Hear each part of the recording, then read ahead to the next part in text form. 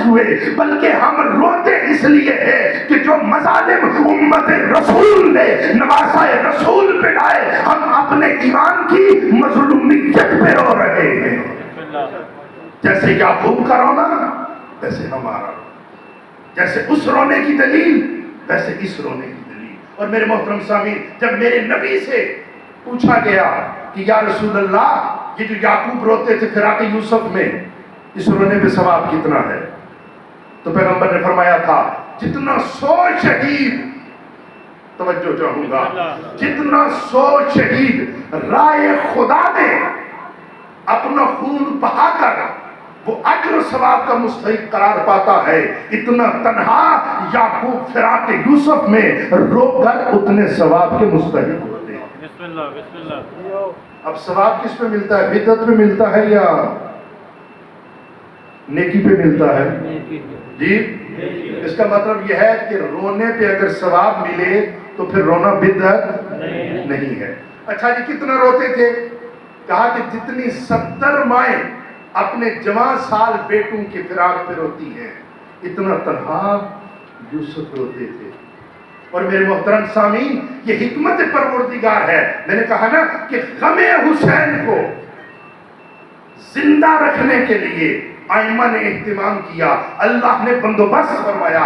اس لیے وَفَدَيْنَاهُ بِذِبْحٍ عَظِيمٍ کی تفسیر میں لکھا ہے علماء نے کہ عظیم قربانی ہے نواسہ رسول کی۔ اس سے قبل جو مہینہ گزرا وہ کون سا مہینہ تھا جی؟ ذی الحج کا مہینہ۔ ذی الحج کے مہینے میں کیا کرتے ہیں؟ ذرا توجہ کے ساتھ سنیے گا، کہ جناب ابراہیم کا واقعہ کیا ہے۔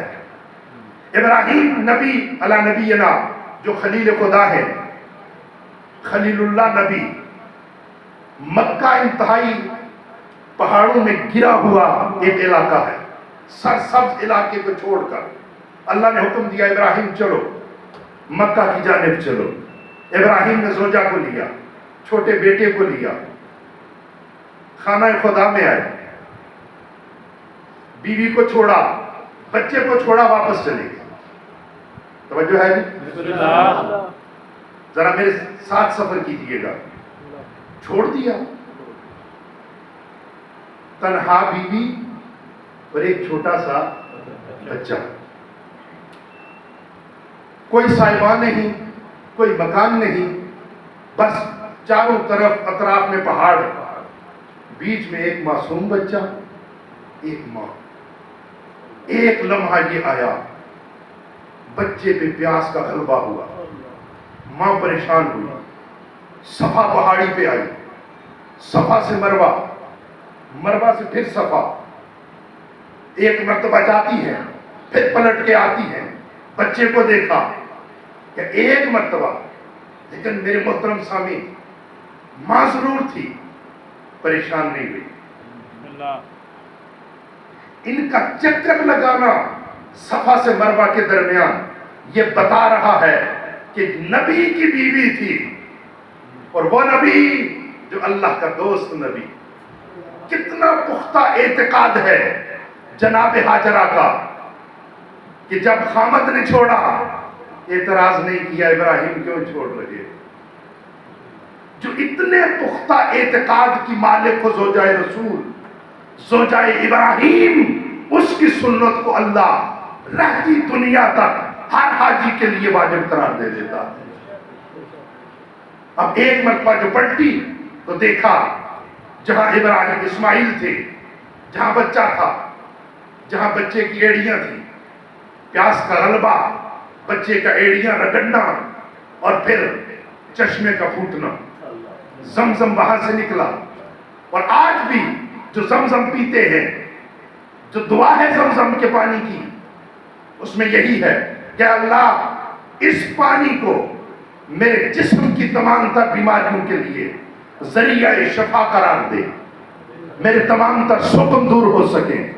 روحانی غذا بھی ہے، جسمانی غذا بھی ہے، روحانی بیماری بھی ختم، جسمانی بیماری بھی ختم، میرے محترم سامعین، یہی تو وجہ ہے جو اسماعیل ہے وہ ایڑیاں رگڑتا ہے تو زمزم پیدا ہوتا ہے، اور اس زمزم میں اللہ شفا تو رکھ دیتا ہے۔ جہاں فخر اسماعیل آتا ہے اس کے ساتھ منسوب خاک بھی عام خاک نہیں رہتی، وہ خاک شفا بن جاتی ہے۔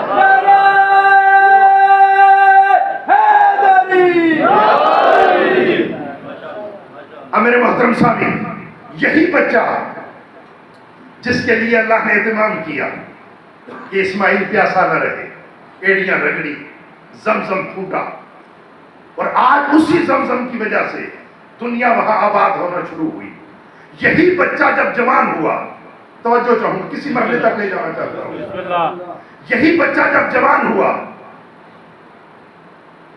جوانی این شباب کے عالم میں، بوڑھا باپ، جوان بیٹا، حکم ہوا ابراہیم بیٹے کو ذبح کرو، اپنے ہاتھوں سے ذبح کرو۔ بیٹا جوان ہو، باپ بوڑھا ہو، اپنے ہاتھ میں چھری ہو، امتحان کی منظر۔ وہ اسماعیل کا بچپنا، پھر جوانی، اور این شباب کے عالم میں منا میں پہنچے۔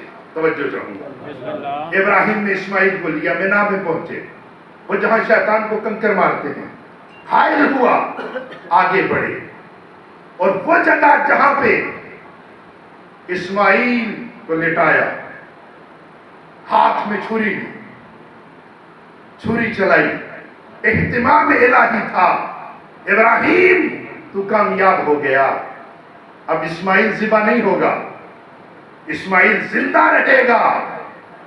اسماعیل کی جگہ پہ دمبا ذبح ہوا، ایسے ہی ہے نا؟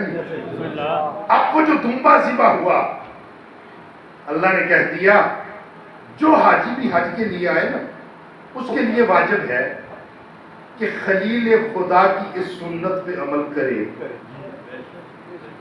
جی یہاں قربانی کریں، پورا حصہ فریج میں رکھ دیں، کوئی مسئلہ نہیں ہے، وہاں واجب قربانی ہوتی ہے، شرائط ساری پوری ہونی چاہیے، ذبح کرنے والے کی شرائط ہیں، جانور کی شرائط ہیں، حصوں کی شرائط ہیں، اگر یہ پوری نہ ہوئی تو حج کا ایک رکن رہ جاتا ہے۔ توجہ ہے جی؟ جو حج پہ گیا اس کے لیے واجب، جو نہیں گیا اس کے لیے سنت مؤکدہ کہ قربانی کرے، بے شک گوشت خود ہی کھا لے لیکن قربانی کرے۔ یا اللہ، کیوں ایک نبی کی سنت کو تو زندہ رکھ رہا ہے؟ توجہ چاہوں گا، سوچنے کا مقام ہے۔ میرے محترم سامعین، وہ اللہ کا دوست تھا، بیٹے کو ذبح کیا نا، اللہ نے کہا حق یہ بنتا ہے کہ اسماعیل کی یاد قیامت تک رہے گی۔ توجہ چاہوں گا، وہ جو میں نے بات عرض کی نا کہ کیوں غم حسین زندہ ہے، میرے محترم، وہ خلیل خدا کے بیٹے کی یاد کو زندہ رکھنا سنت الہی ہے، لیکن جو فخر ابراہیم ہو، جو فخر اسماعیل ہو، جو حبیب خدا ہو، جو اللہ کا دوست ہو، جو اللہ کا محبوب ہو، اللہ نے یہ اہتمام کیا، ایک ایسی قوم کو پیدا کیا کہ جس کے جوان رسول کے جوانوں کو روئیں گے، جس کی عورتیں رسول کی عورتوں کو روئیں گی، اور جس کے بچے رسول کے بچوں کو رو کر دنیا کو یہ پیغام دیں گے کہ ہم فقط حسین کے لیے نہیں رو رہے، جیسے قربانی کرنے والا جیسے اسماعیل کو یاد کرتا ہے، جیسے ابراہیم کو یاد کرتا ہے، ایسے ہی حسین کی مجلس میں آنے والا فقط حسین کو یاد نہیں کر رہا، در حقیقت وہ حبیب خدا محمد مصطفیٰ کو یاد کر کے اپنے امتی ہونے کا دلیل فراہم کر رہا ہے۔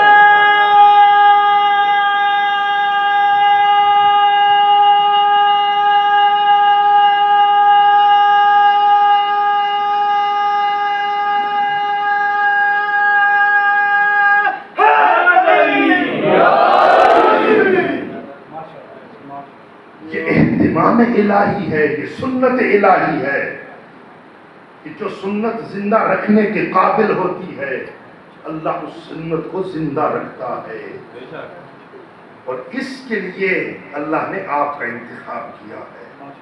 میرے محترم سامعین، جتنا بھی شکر ادا کرنا چاہے انسان شکر ادا نہیں کر سکتا، اور یہ حسین کا غم کہاں کہاں کام آئے گا، کہاں کام آئے گا۔ میں اپنے بزرگوں سے نہیں، اپنے نوجوانوں سے عرض کرتا ہوں، میرے محترم سامعین، جوانوں عزیزوں، زیارت عاشوراء آج یکم محرم الحرام ہے، زندگی میں کم از کم 40 مرتبہ 40 دن زیارت عاشوراء کی ضرور تلاوت کریں۔ بہت بڑا معجزہ ہے زیارت عاشوراء۔ 100 دفعہ صلوات کے ساتھ، 100 دفعہ لعن کے ساتھ جب انسان یہ زیارت پڑھتا ہے نا، زیارت کے بعد، زیارت کیا ہے؟ سلام ہو تم پہ حسین، سلام ہو آپ پہ نبی کے بیٹے، اے علی کے بیٹے، فاطمہ کے لال، سلام آپ پہ، آپ کے اصحاب پہ۔ بار بار تکرار ہوتا ہے، بار بار تکرار ہوتا ہے۔ تو نے دین کو زندہ کیا، تو نے نماز کو زندہ کیا، تو نے امر بالمعروف کو زندہ کیا، تیرا شجرہ پاک، تیرا نسب پاک۔ یہی گواہی ہے نا، امام کی بارگاہ میں انسان کھڑے ہو کر یہ گواہی دیتا ہے۔ اور جب یہ زیارت عاشوراء ختم ہوتی ہے، ختم ہونے کے بعد ایک انسان عمل کرتا ہے۔ وہ عمل کیا ہے؟ سر سجدے میں پھر دعا پڑھتا ہے، اللہم ارزقنی شفاعت الحسین یوم الورود وثبت لی قدم صدق عندک مع الحسین واصحاب الحسین الذین بذلوا مہجہم دون الحسین۔ میں اس کا ترجمہ کر رہا ہوں، اللہم ارزقنی شفاعت الحسین، اے اللہ تو حسین کی شفاعت مجھے نصیب فرما۔ میرے عزیزو، انسان دنیا میں ہے، بڑا افسر ہے، مولوی صاحب ہے، کوئی ہے، پروٹوکول ہے، لیکن جب مر جاتا ہے سب پروٹوکول ختم، کہتے ہیں میت کو لے آؤ، دفن کر دو، تنہا ہوتا ہے انسان۔ موت کے بعد جب سپرد قبر ہوتا ہے، اس وقت کی انسان دعا مانگتا ہے۔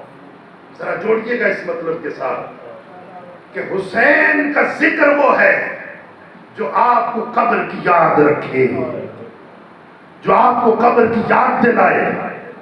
زیارت پڑھی سر سجدے میں، اور سجدے سے زیادہ کوئی مقام نہیں ہے جس میں اللہ انسان اللہ کے قریب ہوتا ہو اور اللہ انسان کے قریب ہوتا ہو۔ اس مقام پہ جا کر انسان حسین کو یاد کرتا ہے، اللہم ارزقنی، اے میرا اللہ، یہ میں نے جو ساری سلام پڑھے، یہ ساری صلوات پڑھی، مجھے کوئی چیز نہیں چاہیے، بس ایک عطا کر دے۔ جب دنیا والے مجھے چھوڑ دے نا تو حسین مجھے نہ چھوڑے۔ اللہم ارزقنی شفاعت الحسین یوم الورود، جب میں قبر میں اتارا جاؤں، اس وقت جب مجھے اپنے بھی چھوڑ دیں تو حسین میرے ساتھ ہے۔ کون حسین؟ اللہم ارزقنی شفاعت الحسین یوم الورود وثبت لی قدم صدق عندک مع الحسین، اور مجھے ثابت قدم رکھ اس اعتقاد پہ جو ابھی ابھی میں پڑھ کے آیا ہوں، عندک مع الحسین، حسین کے ساتھ میری یہ جو وابستگی ہے نا، اس پہ مجھے ثابت قدم رکھ۔ اب میرے محترم سامعین، پیچھے پڑھ کے کیا آتے ہیں؟ سلام ہو آپ پہ اے مولا، جو رسول کے بیٹے ہیں، بطول کے بیٹے ہیں، علی کے بیٹے ہیں، حسن کے بھائی ہیں، اور یہ بھی کہتے ہیں آپ نے امر بالمعروف کیا، نماز قائم کی، زکوٰۃ دی۔ تو میرے محترم سامعین، یہ ایک عقیدہ تو ہو گیا نا، یہ پوری ایک لسٹ ہے۔ تو انسان یعنی ان سارے عقائد پہ، اے اللہ تو مجھے حسین کے قریب اسی پہ ثابت قدم رکھ۔ اور میرے محترم سامعین، بہت لوگ نماز کی تاکیدیں کرتے ہیں، لوگوں کو کہتے ہیں نماز پڑھو نماز پڑھو۔ میرے محترم سامعین، کوئی اگر سمجھ لے تو نماز پہ تبلیغ کی ضرورت نہیں ہے. یہی ایک جملہ خدا کی قسم کافی ہے کہ جب میں زیارت عاشورہ میں یہ کہتا ہوں نا کہ مولا تو نے نماز کو زندہ کیا, تو نے نماز کو قائم کیا, اور پھر سجدے میں جا کر یہ دعا کرتا ہوں کہ اللہ تو مجھے حسین کے ساتھ وثبت لی قدم صدق انک مع الحسین, اے اللہ تو حسین کے ساتھ مجھے ثابت قدم رکھ. تو حسین وہ جو نماز قائم کرے اور میں وہ کہ جو نماز کے قریب نہ جاؤں.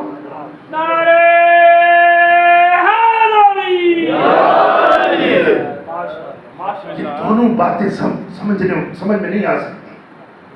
اب میرے محترم سامعین, اس کے بعد انسان کیا کہتا ہے؟ فقط حسین وہ اصحاب الحسین, قربان جاؤں میرے مولا حسین کے ان اصحاب پہ. گویا کہ آپ زیارت عاشورہ میں یہ کہہ رہے ہوتے ہیں کہ اللہ مجھے حبیب ابن مظاہر کی ہمراہی نصیب فرما, مجھے مسلم ابن عسیہ کی ہمراہی نصیب فرما.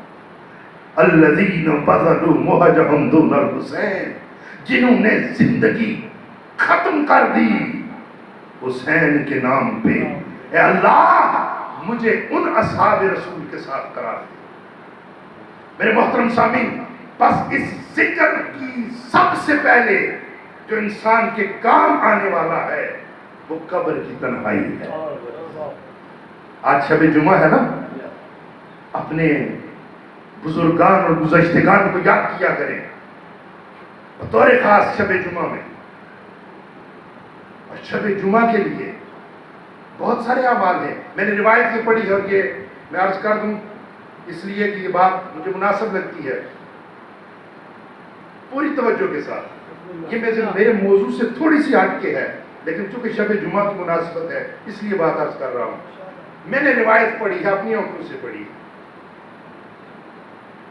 اور یہ جو بزرگ ہے نا اس روایت پہ ذرا غور کیجئے گا. اور جو میرے نوجوان عزیز ہیں, روایت یہ ہے شب جمعہ کو اور بطور خاص ماہ رمضان کی شب جمعہ کو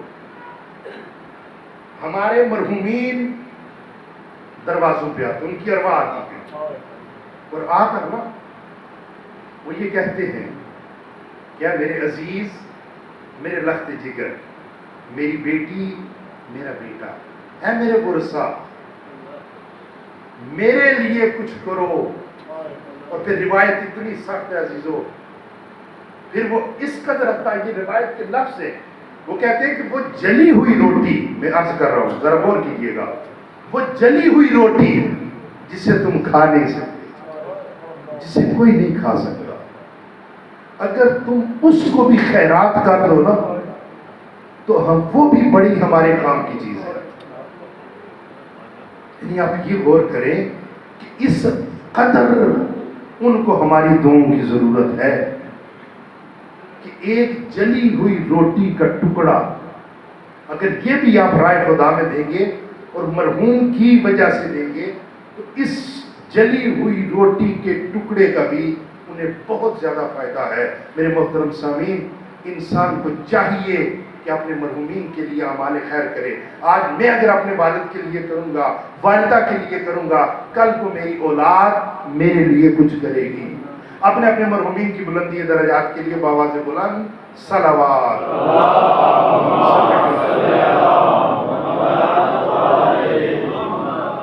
میرے